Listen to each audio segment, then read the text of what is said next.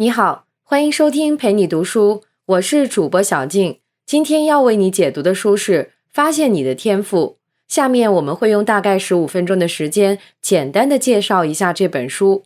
本书的作者叫肯·罗宾逊，是英国华威大学一位教育学领域的教授。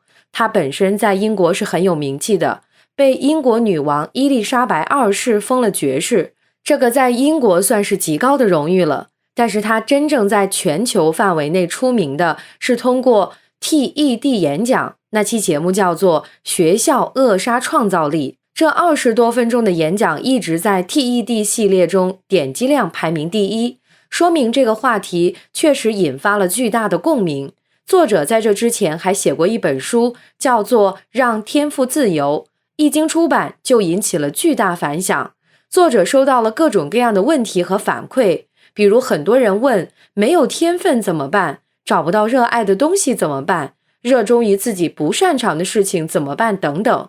于是作者写了这本书《发现你的天赋》作为续集，一方面回答读者的提问，另一方面也是对上一本书的补充。下面我就分5个部分说说这本书的内容。第一部分，我们说说天赋的分类。第二部分，我们说说发现自己天赋的3个原则。第三部分，我们说说找到自己的天赋的3个步骤。第4部分，我们来说发现天赋的3个策略。第5部分，我们说天赋与幸福的关系。首先看第一部分，天赋是如何分类的。天赋的种类有很多种，很多人都觉得自己的天赋是可以靠一套试卷或是一种测试方法一下就测出来的，就像哈利波特里的那个魔法帽，一戴上它就会告诉你你的天赋是什么。实际上作者认为这都是想象，这样的测试根本不存在。比如现在国际上最流行的测试有4种，一种是一般能力测试，简称 GATB， 是美国通用的一套能力测试方法。还有一种是盖洛普优势识别系统，这个大家应该也听说过，就是一套测试题，可以测出来一个人擅长的能力是什么。还有就是美国职业范围测试和能力剖面测试。上面的4种测试方法也都是只能给我们一些大的方向，也不能准确地测出一个人的天赋。实际上作者认为发现天赋是一个极难的事情，我们每个人的天赋都不一样，发现它需要一个漫长的过程。这个过程里，你还要不断自我审视、自我发现，然后从蛛丝马迹中发现一些共性，最后才能模糊地确定自己有某个方面的天赋。这个过程需要长时间的探索。天赋既然分天分和热情，我们就分开来看，先找找天分在哪儿。一个人可能有1种天分，也可能有很多种天分。天分笼统的可以分为8种，也叫做人类的8种智能。第一种，语言智能，能够有效地用语言文字表达自己或者是理解他人，就是天生阅读、写作和沟通能力比较强。比如古代的孔子、曹雪芹，这些人就是语言能力强得多。第二种，逻辑数字智能，对于数字和逻辑推理比较敏感，善于用数字工具来理解事物。比如说柏拉图、牛顿这些人善于用数学工具来思考问题。第3种是视觉空间智能，这方面比较强的人可以准确地识别出视觉空间的结构，比较善于把他们看到的、感觉到的用具体形状的东西表现出来。代表人物就有毕加索、罗丹，这些人适合画画或者是从事建筑方面的工作。第4种是音乐智能，对于音符很敏感，比如有一些孩子3岁就能在钢琴上弹肖邦的曲子，只要能听到音符，他就能准确地说出来是什么调。第5种就是人际智能，可以很敏锐地觉察到别人的情绪、动机，这个方面强的人善于和别人合作，特别讨人喜欢。就比如情商高的人天生这方面就比较强，人见人爱，花见花开的。这一类人从小看起来就很懂事，喜欢张罗事儿，有领导范儿。第6种是内省智能，是说一个人的自我反省能力、自我分析能力特别强，能够向内观测到自己的行为和动机，并且设立目标，要求自己完成的这种能力。这种能力也叫第七感。回来看内省能力特别强的人，像苏格拉底、亚里士多德，这些人对于人性的洞察就很深，目标感也很强。第七种是运动智能，有些人就是善于运动，善于用动作来表达情绪，有很强的运动欲望，就比如有些人天生喜欢跳舞，喜欢户外运动。第八种是自然观察智能，这类人喜欢观察外部环境，对花花草草和自然界的东西很感兴趣，像达尔文、爱因斯坦就有这种天赋。我们平常只关注自己周围的一亩三分地儿，他们平时关注的就是大自然是什么样子，喜欢研究这类的问题。这8类天分是一个大致的分法，你可以对照着想一想，自己哪一方面天生就比较强。当然，你可能也不只有其中的一种天分，很有可能同时有好几种天分。我们既然知道了天分的大致分法，我们研究这个问题也就有了一个大的框架。下面我们来说第二部分，找到自己天赋的3个原则。虽然每个人找到自己天赋的路径各不相同，但是原则却是相通的。作者为我们列出了发现天赋的3个原则。第一个原则是认识到我们的生命是独一无二的。首先，从生物学的角度来讲，我们每个人的基因组合都是独一无二的。了解遗传基因的影响，能更好地帮助我们理解自己的思维和感受，因为生物遗传性会影响到我们天生的力量和热情。其次，从文化的角度来看，我们每个人的观念、价值观和行为模式也是独一无二的。第二个原则是你要相信你可以创造属于自己的人生。老话说得好，英雄不问出处，就是说每个人都有创造崭新人生的机会。就像心理学家荣格所说的一样，我不是过去经历的结果，而是自己选择的未来。第三个原则是，生命是一个有机体，没有人能完全预测他人的生活，因为生活不是线性的，而是随机的。上面说了，发现天赋的3个原则，分别是认识到自己的生命是独一无二的，我们可以创造自己的人生，以及生活中充满了随机性。下面我们进入第3部分，发现天赋的3个步骤。首先是屏蔽干扰，通过独处来让自己内在的世界安静下来，然后听一下自己内心深处的声音。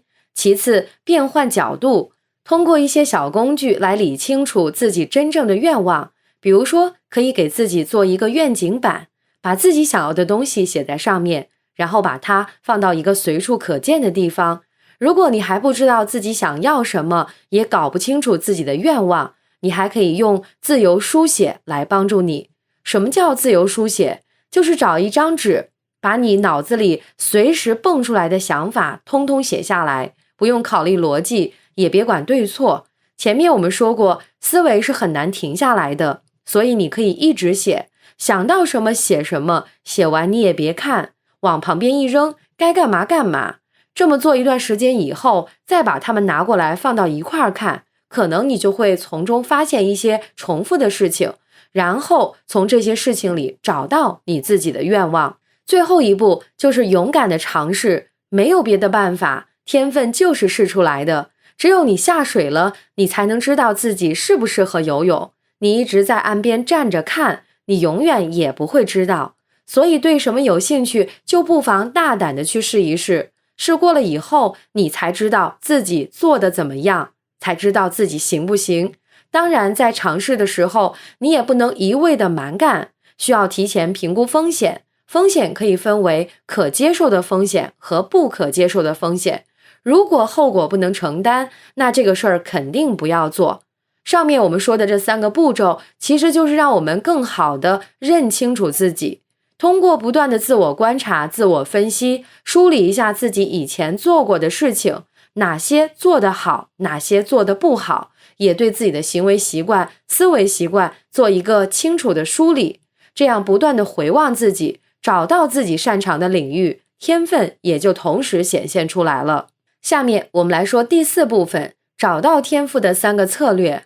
首先，把热情当作提示器。热情是一种能量，它来源于一个人内部的动机，也就是你发自内心干自己想干的事儿。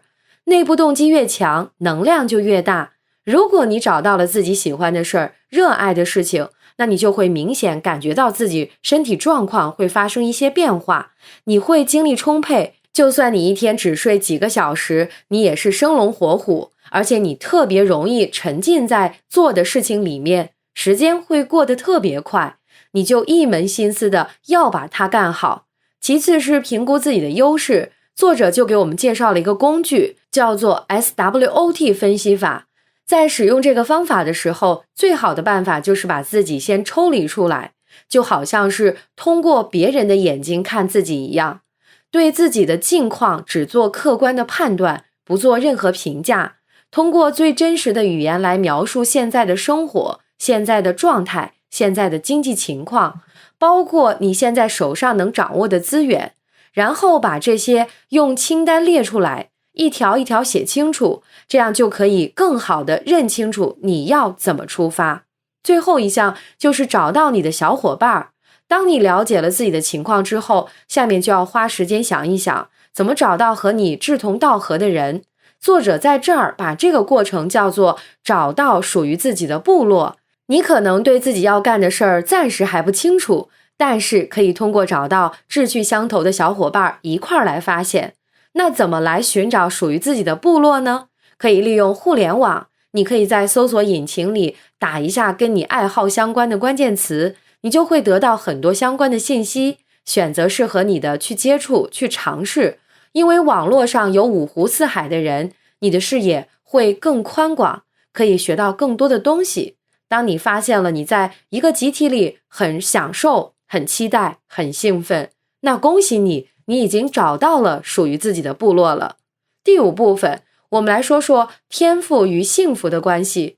为什么要说这个呢？因为当你遇到能发挥你自己天赋事情的时候，第一个感觉就是幸福。这种幸福和那种中彩票的幸福感不一样，它是一种持久的幸福感，并不强烈，但是可以让人一直充满喜悦。好了，现在我们总结一下这本书给我们梳理了一些发现自己天赋的心法和方法。首先要确定的是，发现天赋并不容易，它是一个长期的不断发现、观察、自省的过程，千万不要想着省事省力一蹴而就。第一部分，我们前面讲了天赋的8种分类，这8种类型你很有可能同时擅长很多种，把擅长的那些组合起来，也许能找到你的独特性。第二部分，我们讲了3种发现天赋的原则，分别是认识到自己的生命是独一无二的，我们可以创造自己的人生，以及生活中充满了随机性。第3部分，我们说了发现天赋的3个步骤，分别是屏蔽干扰、变换角色、勇敢尝试，这能够帮助我们找到真正的自己。第4部分，我们讲到了通过寻找热情、评估优势、寻找部落的方法来确定自己的天赋。第5部分，我们说了天赋和幸福的关系，幸福感是你衡量有没有和自己的天赋连接的重要指标。天赋其实就是我们每个人的潜能，虽然发掘它的过程比较艰难，但是不管什么时候，只要它被发掘出来，你的生命会在那个点上开始发光。所以就像乔布斯说的，找到自己爱的东西，如果没有找到，请继续，别停下来，你总会找到的。以上就是发现你的天赋的主要内容，感谢关注陪你读书，欢迎点赞分享，同时可以打开旁边的小铃铛，陪你读书的更新会第一时间提醒你。我是主播小静，我们下期再会。